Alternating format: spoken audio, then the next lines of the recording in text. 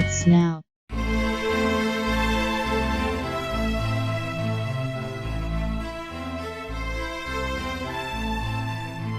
Earlier this year, fans were treated to the second series in the recent Star Trek line of productions, Picard.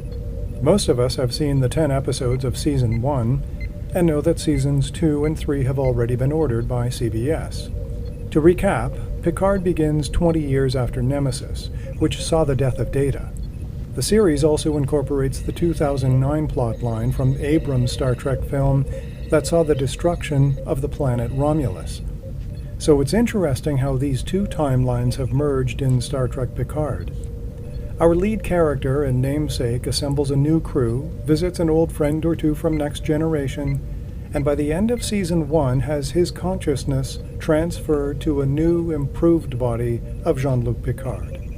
In this show, we see a much more mature Picard, not just in age, but more importantly in character, shown through his reflection of events past, taunted by inner questions like, is there more I could have done? And the perennial question asked by those of advanced years, is there anything more I can do? I loved the series, but I found the story just here and there somewhat challenging to sort out.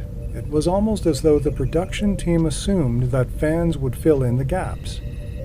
Many people I've spoken to felt the same way, as though something was missing.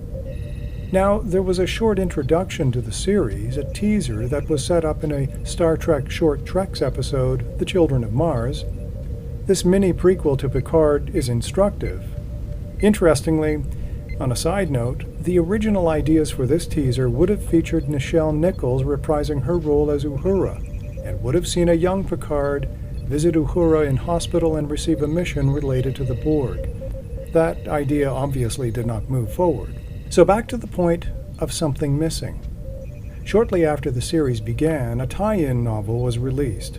For those who aren't familiar, tie-ins are great. These are authorized novels, well, usually authorized, that explain events before, behind, and between, much like my website is intended to do on a different level.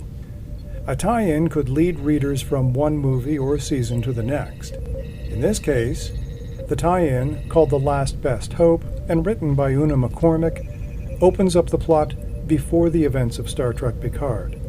And with this excellently written novel, the gaps are filled, which is also an interesting way to assign certain stories to certain mediums, then have them complement each other in rather elegant ways. And if the production team is really on the ball, we'll see the next tie-in book connecting Season 1 and Season 2. A quick update. The DVD Blu-ray for Star Trek Picard will be available on October 6. Season 2 still has no firm release date, but we're assured that we can expect a launch date later this year or early in 2021. Visit stephenchristiansen.ca for more episodes.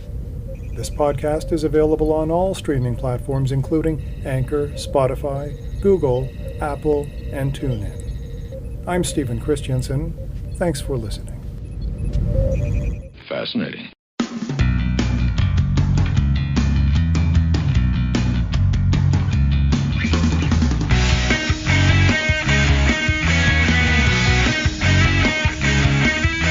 A production of Stephen Christensen.